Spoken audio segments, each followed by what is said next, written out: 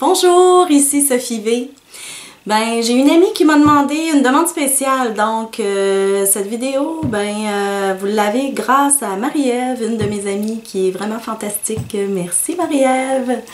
Donc, je vais vous montrer comment on fait, une fois qu'on est maquillé, là, comment on fait pour faire un petit contouring, mais que c'est pas comme tout ce qu'on voit là, sur YouTube ou sur Facebook, là, que ça devient quasiment un masque. Il n'y a personne qui se fait ça dans la vraie vie. Bien évidemment, c'est plus du contouring pour les photos ou pour la scène. Mais dans notre vie de tous les jours, comment on fait pour structurer un petit peu plus son visage? Donc aujourd'hui, je vais vous montrer comment on fait ça. En fait, moi je vais vous montrer à le faire avec des poudres. Parce que je préfère ça. Mais ça, c'est une question de goût. Donc, on va y aller avec une palette comme ça ici.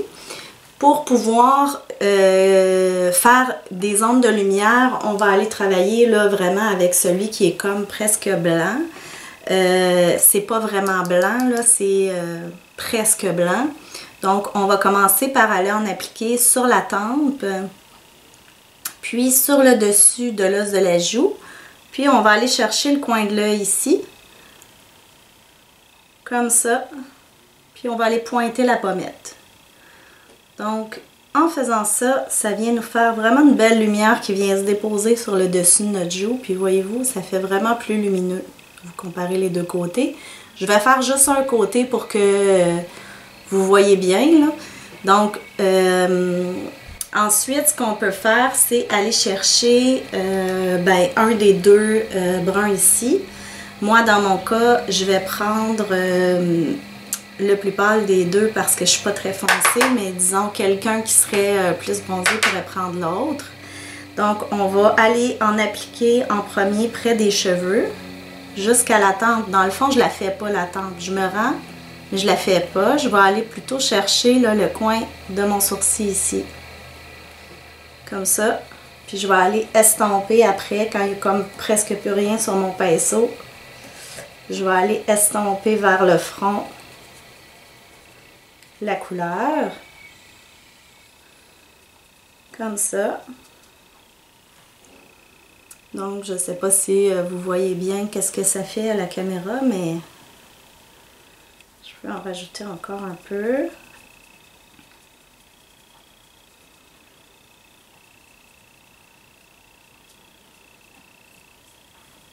Après, je prends mon pinceau à fond de teint qu'il n'y en a plus dessus dans le fond, là, mais c'est juste pour aller finir d'estomper avec un pinceau qui n'a pas de poudre brune à l'intérieur. Puis il ne faut pas avoir peur d'aller dans nos cheveux aussi, là, à moins d'être blond-blanc, là. Donc je viens vraiment estomper ici. Ensuite de ça, je vais reprendre mon petit foncé. Puis, où j'ai mon fard à joues, je vais aller en fait en dessous de mon fard à joues. Donc, c'est quand même sur l'os, mais dans la partie qui descend. Donc, un os c'est rond. Sur le dessus, la lumière vient se déposer. Sur le devant, on a la couleur de notre fard à joues. Puis en dessous, on a un ombrage. Excusez. Donc, c'est vraiment ça ici qu'on vient reproduire, là, le petit ombrage là, que si on était avec un visage osseux, là, c'est ça qu'on verrait. Chose qui est vraiment pas mon cas. Comme vous pouvez constater, j'ai tout sauf le visage osseux. Donc, je viens fondre avec un petit peu mon fard à joues, mais pas trop. Comme ça ici. Est-ce que vous voyez bien? L'autre endroit où on peut aller en mettre, c'est vraiment, on part du dessous de l'oreille. Puis, on va suivre la mâchoire jusqu'au menton. Donc, je viens vraiment dessiner ma mâchoire ici. Donc, là, c'est sûr que le contouring que je suis en train de vous montrer, c'est vraiment adapté à quelqu'un qui a le visage rond comme moi. Mais, là, je viens le fondre là, vers le bas. J'essaie vraiment là, de ne pas dépasser ma mâchoire vers le haut parce que je veux vraiment qu'ici, ça reste plus lumineux. Donc, c'est sûr que quelqu'un qui a déjà un petit visage osseux que j'ai pas, ben vous n'avez pas nécessairement besoin de faire tout ça. Mais si vous avez un visage un peu comme le mien, ou quand on vieillit, on commence à avoir une petite bajotte ici, là, ça commence à descendre comme moi, là, ça tranquillement ça s'en vient. On peut aller là, vraiment la couper, fait que ça vient donner une autre illusion. Donc si, je sais pas si vous voyez bien la caméra, mais en tout cas, si on regarde les deux côtés, ça donne ça. Puis en dessous ici, le double menton, on peut aller le faire aussi. C'est pas très agréable, je vous le confirme, mais ça fait la job, comme on dit en bon québécois. Donc je dépasse pas l'os de la mâchoire et du menton. Donc vous voyez ce que ça donne. Faut pas le voir, t'sais. Le but c'est pas de le voir. On veut pouvoir se promener dans la rue avec ça. Donc faut pas en mettre trop. Donc ça donne ça. Puis ensuite, si je veux, je peux aussi aller appliquer, je vais juste changer mon pinceau. On peut aller appliquer le plus clair de tout à l'heure.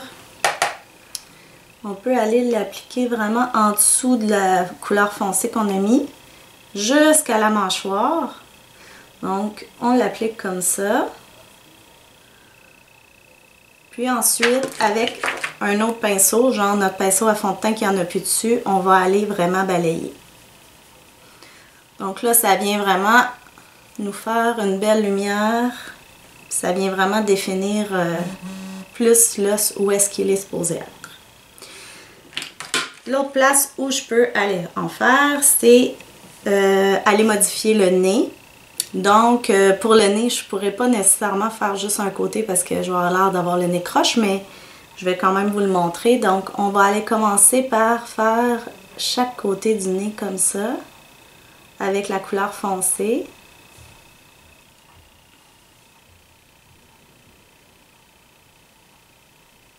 Moi, j'ai comme un nez rond, là. Donc, c'est sûr que moi, mon objectif, c'est d'aller allonger mon nez en longueur, puis en hauteur, en fait. Puis le rapetisser en largeur. Donc, c'est pour ça que je vais aller mettre du foncé sur les côtés. Mais encore une fois, il ne faut pas que ça paraisse parce que sinon, c'est pas beau. T'sais, si tout le monde voit que vous avez fait ça, ben ça ne sert pas à grand chose de le faire. On va aller finir ça en genre de triangle là, sur le bout du nez parce que sinon, ça nous fait le bout du nez très rond. Là. On va essayer de finir ça en pointe un petit peu. Et une fois que ça c'est fait, on va aller appliquer avec encore un autre pinceau, le pâle de tout à l'heure. On va aller se faire une ligne en plein centre. Là, celui-là que je prends juste comme ça, là, si jamais vous en avez, là, c'est juste super important qu'il soit pas brillant. Hein, parce que partout, il peut être brillant là, au niveau de la tempe puis de la pommette, ça fait vraiment beau. Mais là, aujourd'hui, j'ai juste mis quelque chose de lumineux. J'ai pas mis, il y a zéro brillance dans ce que je mets. Parce que je voulais vous le montrer justement avec pas de brillance pour que la personne avec une peau mature, je vais aller estomper avec mon pinceau à fond de teint propre. Je voulais que la madame là, qui a plus de rides ou qui a la peau vraiment sèche, elle puisse reproduire ça aussi. Donc, je ne sais pas si vous voyez bien, là, mais ça vient vraiment faire une illusion que mon nez est beaucoup plus fin. Comme ça ici. Je peux aussi aller rajouter un petit peu de lumière là, au niveau du front, dans le centre ici. Que je vais estomper. Il ne faut pas en mettre trop, hein. Ça fait vraiment pas beau si on en met trop.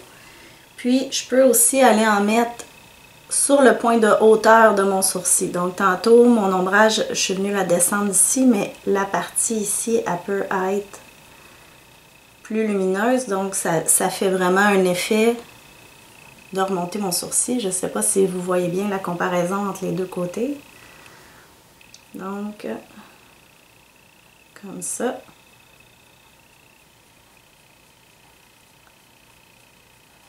Entre les sourcils. Je peux aussi venir en ajouter un petit point de lumière ici. Juste au-dessus de ma lèvre.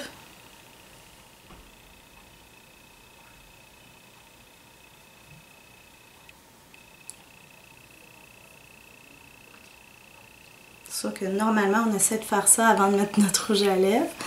Et aussi, je peux venir mettre une lumière sur le bout de mon menton pour allonger un petit peu. Comme ça. Donc, c'est comme ça. C'est pas mal ça que moi je ferais si je voulais me faire du contouring là, pour une journée normale. Donc, vous voyez, ça fait vraiment plus structuré comme visage, plus défini. Donc, j'espère que ça vous a aidé, j'espère que ça vous a plu. Je vais faire l'autre côté parce que sinon, ça se pourrait que ce soit pas super beau. Si vous avez aimé, ben gênez-vous pas de liker ma vidéo. Puis abonnez-vous à ma chaîne parce qu'il va y en avoir plein d'autres des vidéos. J'ai l'intention de continuer. J'aime beaucoup avoir vos idées aussi, comme Marie-Ève, là, elle voulait savoir ça. Puis moi, j'ai trouvé ça le fun qu'elle me le dise parce que des fois, j'ai beau chercher, je manque d'idées. Donc, gênez-vous pas de m'écrire dans les commentaires. Bonne journée!